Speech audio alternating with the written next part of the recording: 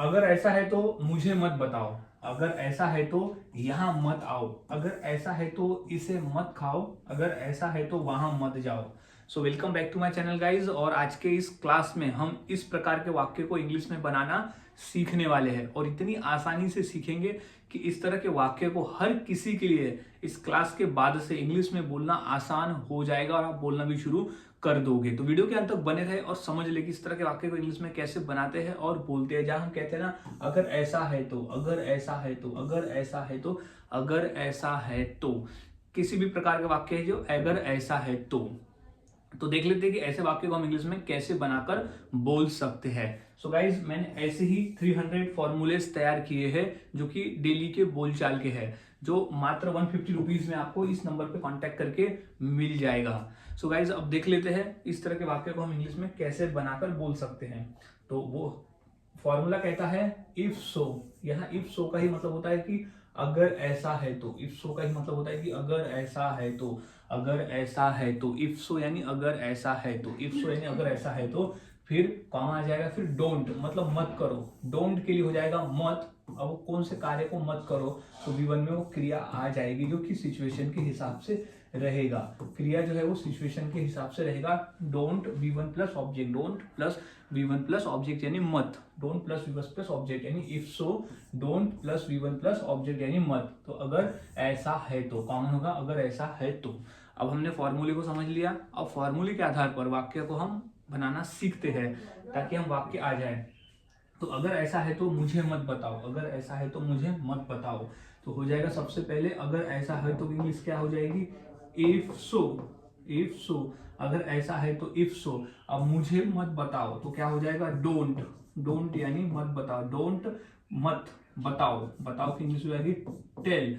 अब किसे, मुझे, तो मी, तो डोंट टेल मी। अगर ऐसा है तो मुझे मत बताओ। If so don't tell me, अगर ऐसा है तो मुझे मत बताओ। अगर ऐसा है तो यहां मत आओ, अगर ऐसा है तो यहां मत आओ। तो हो जाएगा सबसे पहले इफ सो। फॉर्मूला क्या कहता है, सबसे पहले इफ सो लगाना है, फिर उसके बाद लगाना है कि यहां मत आओ। तो क्या हो जाएगा, मत के लिए हो जाएगा डोंट, आओ के लिए कम, अब यहाँ के लिए हियर, तो डोंट कम हियर यानी यहाँ मत आओ। If so don't come here, if so don't come here. अगर ऐसा है तो यहाँ मत आओ, if so don't come here. अब नेक्स्ट है कि अगर ऐसा है तो इसे मत खाओ, अगर ऐसा है तो इसे मत खाओ। तो इसकी इंग्लिश हो जाएगी इफ सो। इफ सो, अगर ऐसा है तो, अगर ऐसा है तो। इफ सो, अगर ऐसा है तो इसे मत खाओ। तो डोंट डोंट ईट इट, इसे मत खाओ। तो डोंट ईट इट, इसे मत खाओ, इसे मत खाओ, डोंट ईट इट। अगर ऐसा है तो इसे मत खाओ। तो इस तरह से वाक्य बनाए जाते हैं। अगर ऐसा है तो वहां मत बैठो, अगर ऐसा है तो वहां मत बैठो। तो इंग्लिश हो जाएगी इफ सो। इफ सो, अगर ऐसा है तो वहां मत बैठो। तो क्या हो जाएगा, मत के लिए हो जाएगा डोंट, डोंट सिट। बैठना को इंग्लिश में कहते हैं सिट। डोंट सिट देयर, वहां मत बैठो। तो देयर यानी होता है वहां, तो डोंट सिट देयर, अगर ऐसा है तो वहां मत बैठो।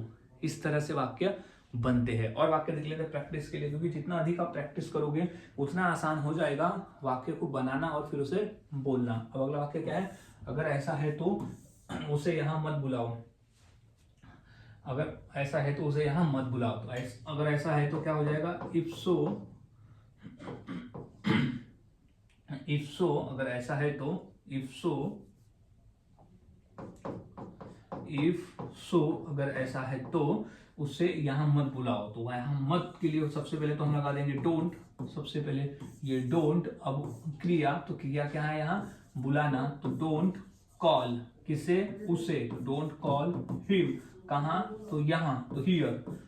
तो हियर, तो डोंट कॉल हिम हियर यानी अगर ऐसा है तो इसे यहाँ, उसे यहाँ मत बुलाओ। तो डोंट कॉल हिम हियर, उसे यहाँ मत बुलाओ। अगर ऐसा है तो वहां मत जाओ, अगर ऐसा है तो वहां मत जाओ। तो क्या हो जाएगा, इफ सो, अगर ऐसा है तो इफ सो वहां मत जाओ।